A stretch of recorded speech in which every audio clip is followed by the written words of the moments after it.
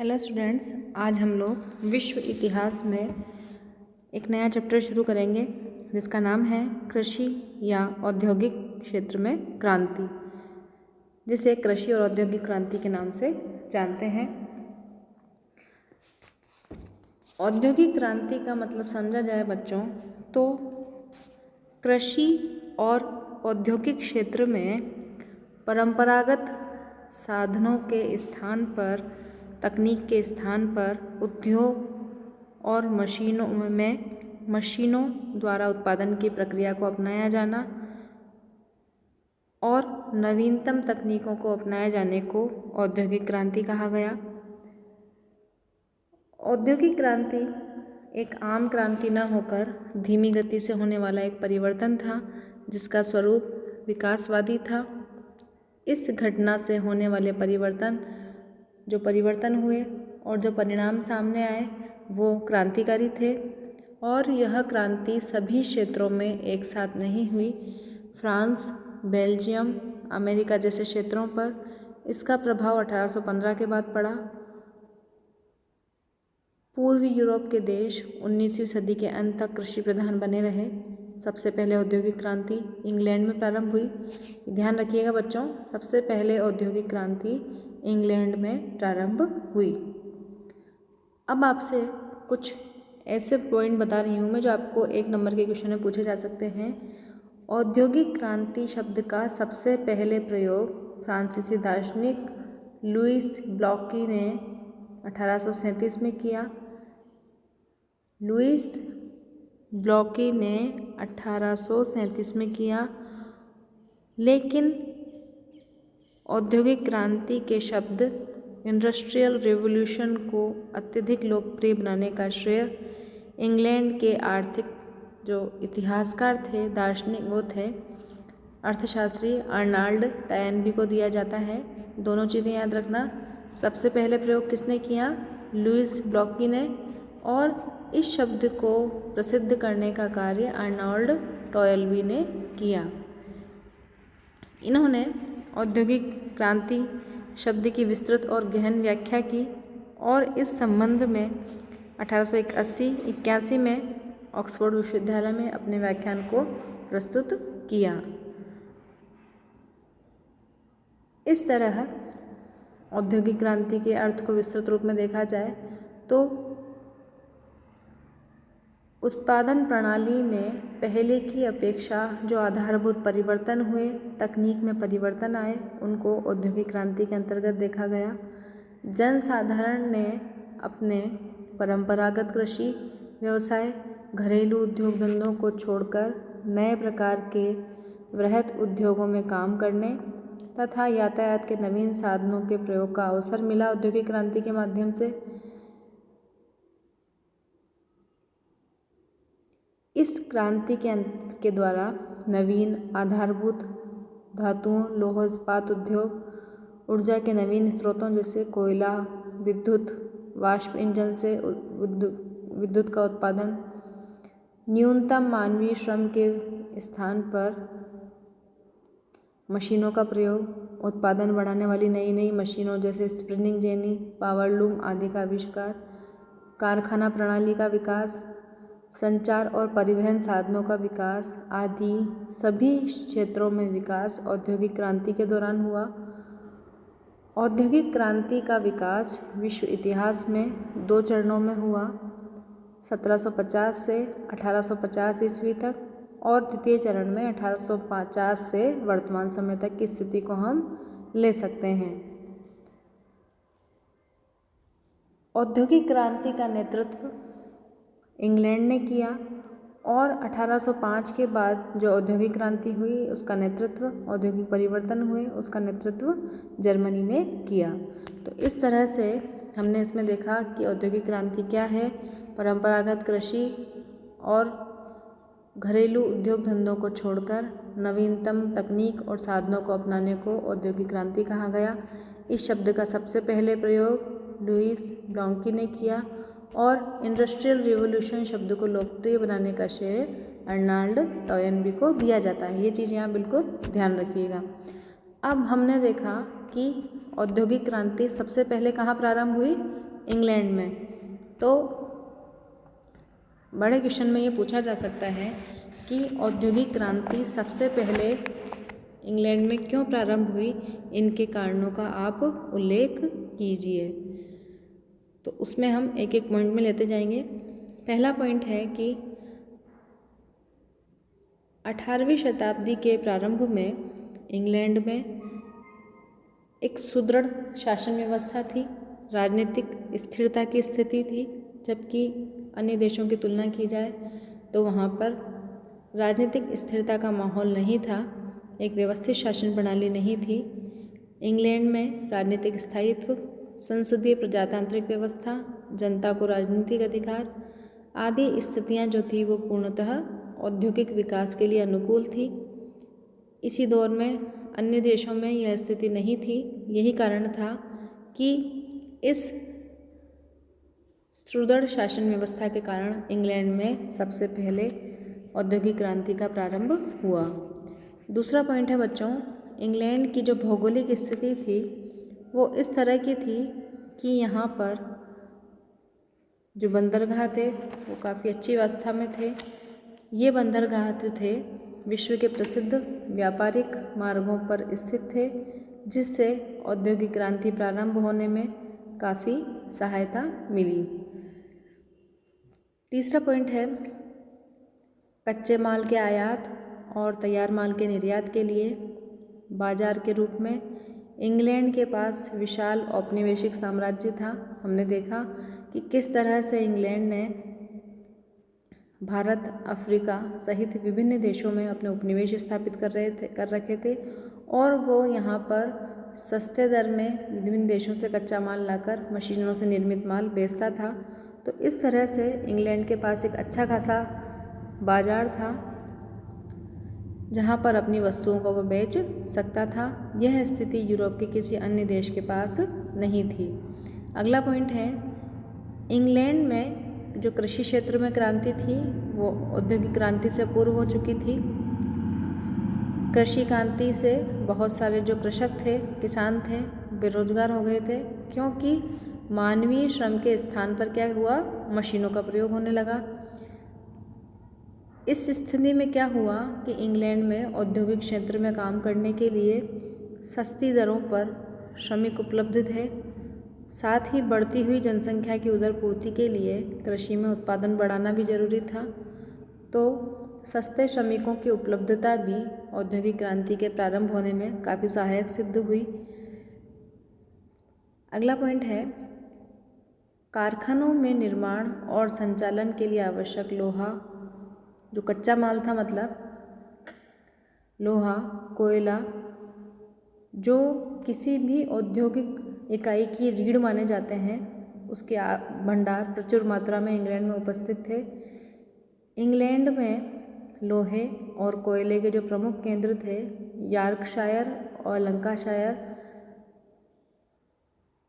वहाँ से उचित मात्रा में इंग्लैंड को कच्चा माल मिलता था और वहाँ की जलवायु के कारण सूती वस्त्र उद्योग भी काफ़ी यहाँ पर विकसित हुआ। इसके अलावा वाणिज्यवादी व्यवस्था और औपनिवेशिक क्षेत्रों के शोषण के कारण इंग्लैंड के पास काफ़ी धन संपदा थी, जो किसी भी औद्योगिक इकाई के विकास के लिए आवश्यक होती है। अधिशेष पूंजी विद्यमान थी, अतः इंग्लैंड के पास यह पूरा माहौल था कि वहाँ पर औद्योगिक क्रांति विकसित हो सके। अगला पॉइंट है बच्चों बैंकिंग व्यवस्था का विकास। 1694 में बैंक ऑफ इंग्लैंड की स्थापना हुई। इसके अलावा नेशनल डेब्ट नामक वित्तीय संस्थाएं स्थापित हुई, जिससे उद्योगों और कृषि के क्षेत्र में परिवर्तन के लिए ऋण की सुविधा भी उपलब्ध थी।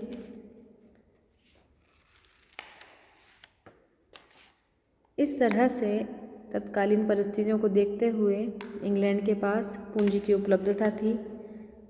कृषि क्षेत्र में काफ़ी परिवर्तन हो चुका था, जिससे किसानों के साथ पास भी अधिशेष पूंजी थी, व्यापारियों के पास भी अधिशेष पूंजी थी, जिसका प्रयोग वह उद्योगों के विकास में कर सकते थे।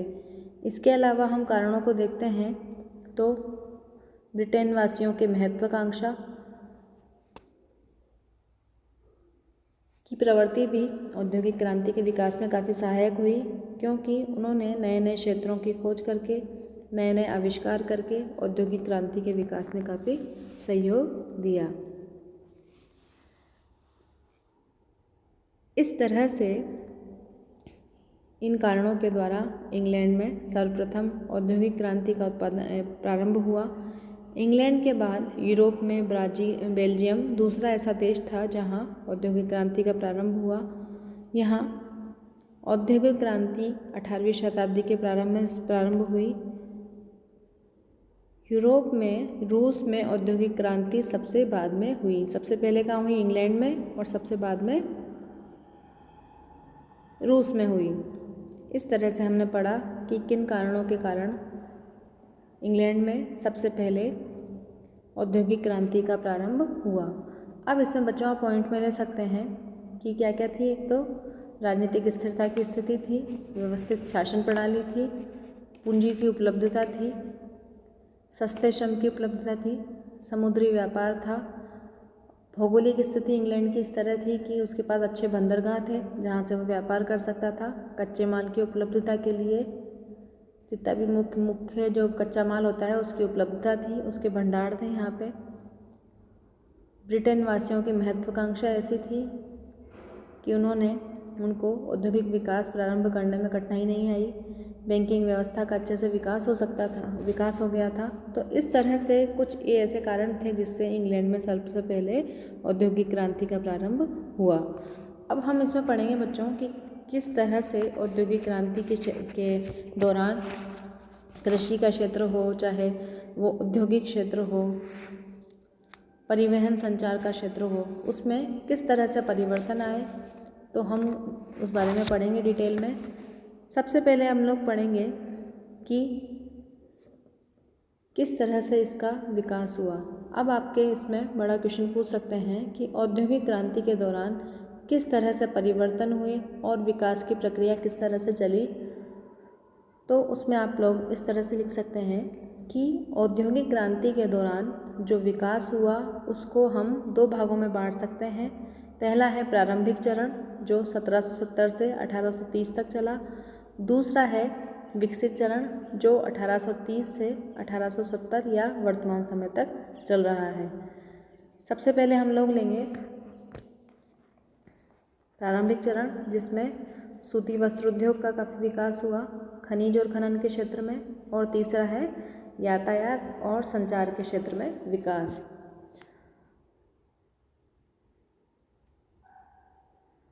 सबसे पहले हम लोग लेंगे उद्योग के क्षेत्र में या सूती वस्त्र उद्योग के क्षेत्र में क्या परिवर्तन हुए। औद्योगिक क्रांति का प्रारंभ सर्वप्रथम सूती वस्त्र उद्योग से हुआ, क्योंकि वस्त्रों की मांग बढ़ती जनसंख्या के कारण और अन्य देशों की मांग के कारण जो परंपरागत तरीके थे, करघे थे, उनके द्वारा जो मांग थी उनको पूरा नहीं किया जा सकता था। अतः यह आवश्यक था कि इस क्षेत्र में कुछ परिवर्तन हो, कुछ नए आविष्कार हों जिससे मांग की पूर्ति की जा सके।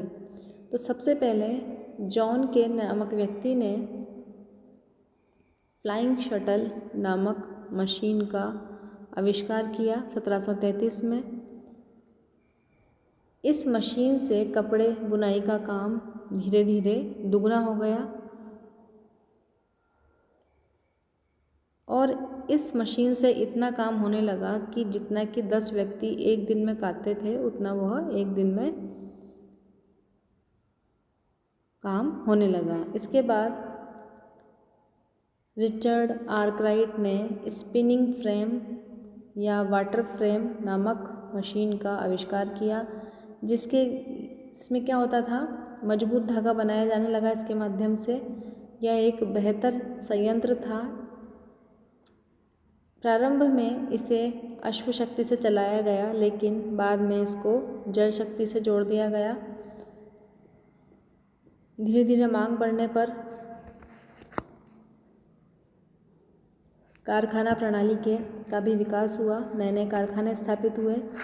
1790 में मैनचेस्टर में सूती वस्त्र उद्योग स्थापित हुआ, जिसमें 600 श्रमिक कार्य करने लगे। इस तरह से इस सूती वस्त्र उद्योग के माध्यम से कारखाना प्रणाली का भी काफ़ी विकास हुआ। इसके बाद सैमुअल क्रॉम्पटन ने स्पिनिंग म्यूल नामक मशीन का आविष्कार किया, जिससे मजबूत, बेहतर, अच्छा धागा, महीन धागा बनाया जाने लगा।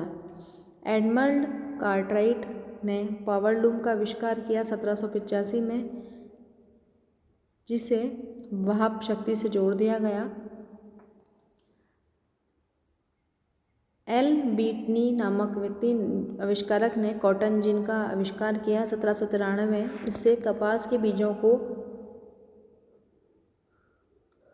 मशीन से निकालने का काम शुरू हुआ।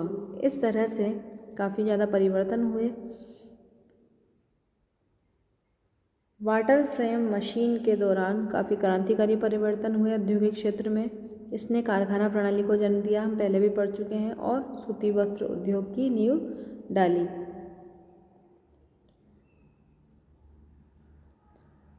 सत्रह सौ 1979 में सैमुअल क्रॉम्पटन के बारे में हमने पढ़ा कि उन्होंने स्पिनिंग जेनी और वाटर फ्रेम दोनों को मिलाकर बारीक सूत काटने वाली मशीन स्पिनिंग म्यूल का आविष्कार किया।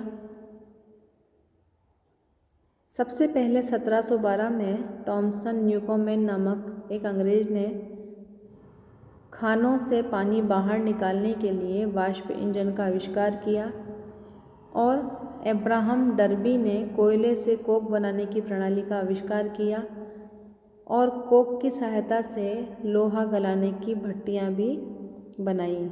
इस तरह से इन प्रारंभिक आविष्कारों के द्वारा औद्योगिक क्षेत्र में काफ़ी विकास हुआ। आपको ये ध्यान रखना है कि सूती वस्त्र उद्योग के क्षेत्र में किन किन व्यक्तियों ने नई नई मशीनों का आविष्कार किया और उससे क्या परिवर्तन आया। अब उसके बाद हम देखते हैं कि परिवहन और संचार के क्षेत्र में क्या परिवर्तन हुए। यातायात के साधनों की बात की जाए तो यातायात के क्षेत्र में क्रांति का प्रारंभ जॉन मेटकॉफ द्वारा नवीन सड़कों के निर्माण से हुआ। उसने इंग्लैंड के विभिन्न शहरों में नए तरह की सड़कें बनाकर विभिन्न शहरों को आपस में जोड़ दिया। इस समय जो प्रमुख नगर थे उनको जोड़ने के लिए नक्शे बनाए गए। सड़कों को बनाने की एक नई प्रणाली विकसित हुई जिसे मकादम प्रणाली कहा गया। इसमें किस तरह से बनाया गया बच्चों, देखना कि सड़कों को जो वर्षा पानी आता है, बारिश आती है और उससे क्या होता है, पानी इकट्ठा होता है और सड़क खराब हो जाती है। तो उसको बचाने के लिए उन्होंने पास की भूमि से सड़क को ऊंचा बनाया और कोलतार की सहायता से गिट्टी जमा कर सड़क बनाने की एक नई तकनीक का ईजाद की, जिसे मकादम प्रणाली या मैकेडमाइज्ड प्रणाली के नाम से जाना जाता है। इस समय नालियाँ बनाने की प्रणाली भी विकसित हुई ताकि सड़कों का पानी उसका पानी है, घरों का पानी है, वो सड़कों पर होकर बहे नहीं और सड़कें टूटे नहीं। रेल यातायात की हम बात करें तो 1804 में रेलगाड़ी का आविष्कार हुआ।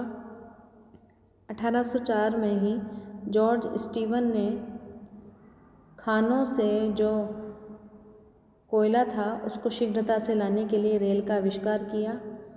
न्यू कैसल नामक स्थान पर लोकोमोटिव का पहला कारखाना 1823 में स्थापित हुआ और 1830 में ही मैनचेस्टर से लिवरपूल के मध्य पहली पैसेंजर रेल लाइन बिछाई गई जिसकी गति थी 30 किलोमीटर प्रति घंटा। इसके बाद समुद्री यातायात में देखें तो 1807 में रॉबर्ट फुल्टन अमेरिकी था, उसने स्टीम बोट का आविष्कार किया। इसके बाद स्टीम इंजन को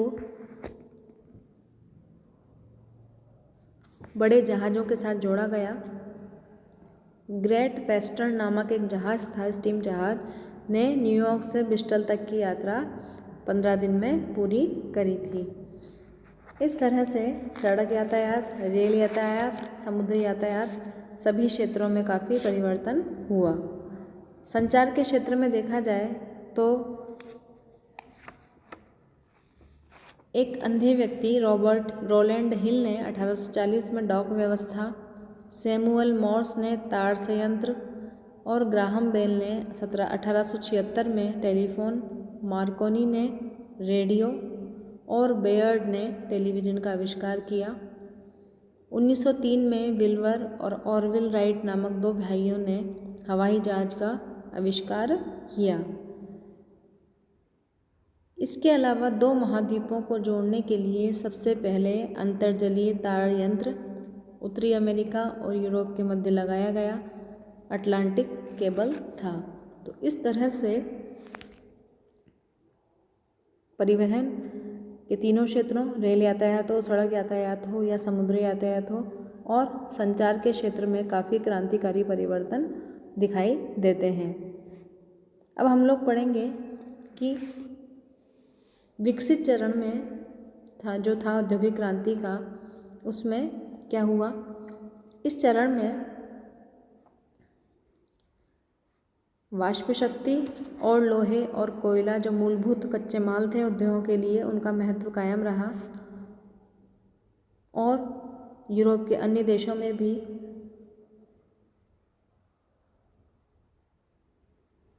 औद्योगिक क्रांति का प्रभाव पड़ा। इस चरण में क्या हुआ, औद्योगिक पूंजी में वृद्धि हुई। अधिक से अधिक 1830 से 1870 के मध्य अधिक से अधिक सूती वस्त्र उद्योग स्थापित किए गए। अधिक से अधिक उद्योगपतियों ने इन क्षेत्रों में इन उद्योगों में निवेश किया। मशीनें धीरे धीरे महंगी होती गई और किसी एक व्यक्ति के द्वारा उद्योग स्थापित करना महंगा होने लगा। तो इस स्थिति में कॉरपोरेशन या बड़ी बड़ी कंपनियों की स्थापना हुई, जिसे MNC नाम दिया गया, मल्टीनेशनल कंपनी, जिसमें क्या हुआ, अधिक से अधिक पूंजीपतियों ने निवेश कर लाभांश कमाने का प्रयास किया। तो हम इस दौर में देखते हैं कि इस द्वितीय चरण में, पहले चरण में क्या हुआ बच्चों, कारखानों की स्थापना हुई, लेकिन द्वितीय चरण में अब सम्मिलित रूप से कंपनियों की स्थापना की जाने लगी। दूसरा है इसमें इंजीनियर नामक एक नए तकनीकी वर्ग का विकास हुआ। उद्योगों के संचालन के लिए नए मशीनों का आविष्कार को चलाने के लिए नवीन उद्योगों की स्थापना के बाद एक नए तकनीकी वर्ग की आवश्यकता हुई जो इन सभी को संभाल सके, इनमें दक्षता प्राप्त कर सके। तो इस दौरान इंजीनियर नामक एक नए तकनीकी वर्ग का विकास हुआ जो विभिन्न क्षेत्रों में पारंगत थे। 1828 में लंदन में सिविल इंजीनियर्स सोसाइटी की स्थापना हुई और इन्होंने औद्योगिक क्षेत्र में काफ़ी क्रांतिकारी परिवर्तन किए और इसके बाद इंग्लैंड संपूर्ण विश्व का कारखाना बन गया।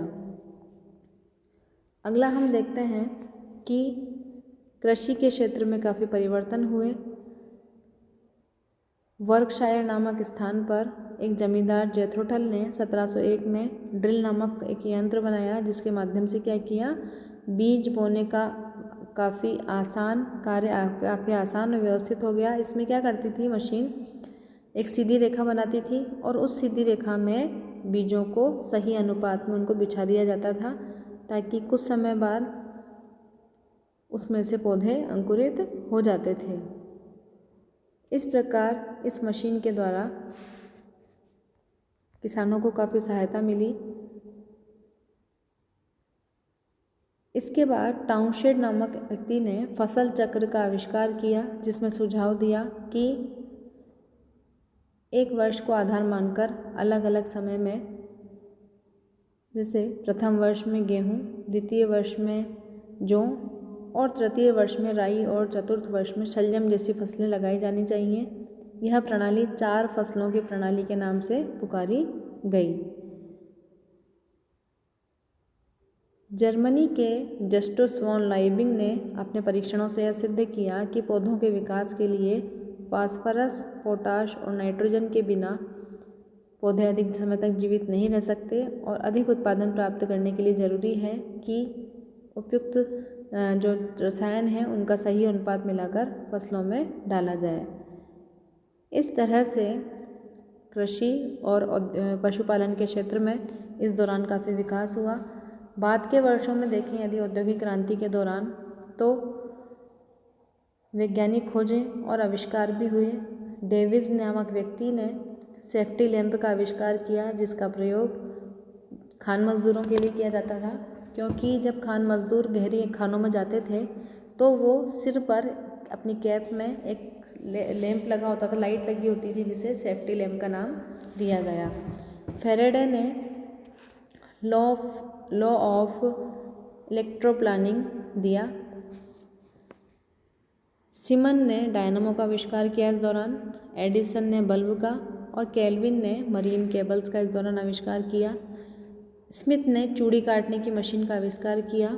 रॉबर्ट ने ड्रिलिंग मशीन और हेनरी बेम्सर ने लोहे को इस्पात में बदलने की बेसेमर प्रणाली भी इसी समय दी।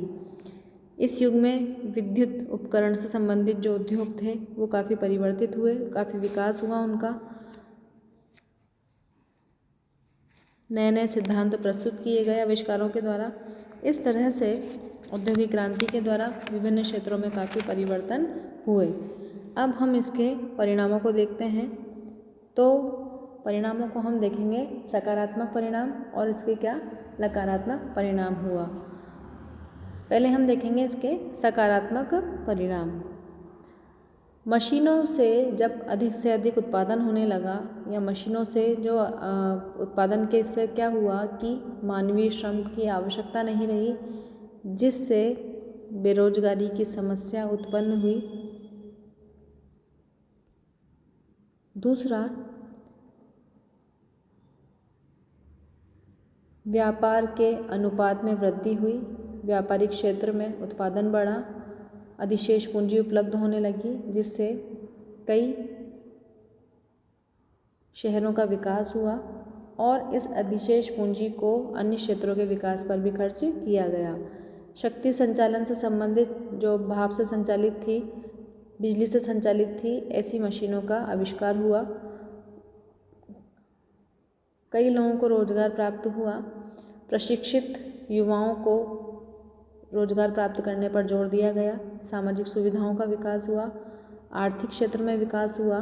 बैंकिंग व्यवस्था का विकास हुआ। इस दौरान कृषि के क्षेत्र में काफ़ी सुधार और विकास हुआ। औद्योगिक क्रांति में परिवर्तन से आधुनिक समाज में दो नए वर्गों का उदय हुआ। एक तो था उद्योगों के स्वामी पूंजीपति वर्ग, जिसका पूरी तरह से व्यापार वाणिज्य पर नियंत्रण था। दूसरा था श्रमिक वर्ग या सर्वहारा वर्ग। इस तरह से दो वर्ग विकसित हुए। इसके अलावा अगर हम इसके जो नकारात्मक परिणाम देखते हैं कि क्या नकारात्मक परिणाम रहे औद्योगिक क्रांति के, तो पहला कारण है कि अनियोजित नगरों का विकास हुआ। ग्रामीण क्षेत्रों से लोग रोजगार प्राप्त करने के लिए शहरी क्षेत्रों में आए। अनियंत्रित रूप से बस्तियों का निर्माण हुआ जिनमें नियोजन की कोई व्यवस्था नहीं थी। गरीबी, बेरोजगारी जैसी समस्याओं, गंदी बस्तियों की समस्याएं इससे विकसित हुई। पलायन की समस्या हुई। महिलाओं और बच्चों का शोषण हुआ। बेरोजगारी की समस्या विकराल रूप में सामने आई। पूंजीवादी व श्रमिक वर्ग में असमानता की स्थिति उत्पन्न हुई और यह स्थिति धीरे धीरे बढ़ती गई। लेकिन बच्चों, यदि हम इस स्थिति को देखें और इसका विश्लेषण करें औद्योगिक क्रांति का, तो हम इसके सकारात्मक परिणाम ही ज़्यादा पाते हैं, क्योंकि नए नए खोज और आविष्कार होने से औद्योगिक क्षेत्र में, कृषि के क्षेत्र में काफ़ी क्रांतिकारी परिवर्तन हुए। तो इसमें आप लोग छोटे क्वेश्चन के लिए और बड़े क्वेश्चन के लिए अच्छे से पढ़िएगा इसको। धन्यवाद।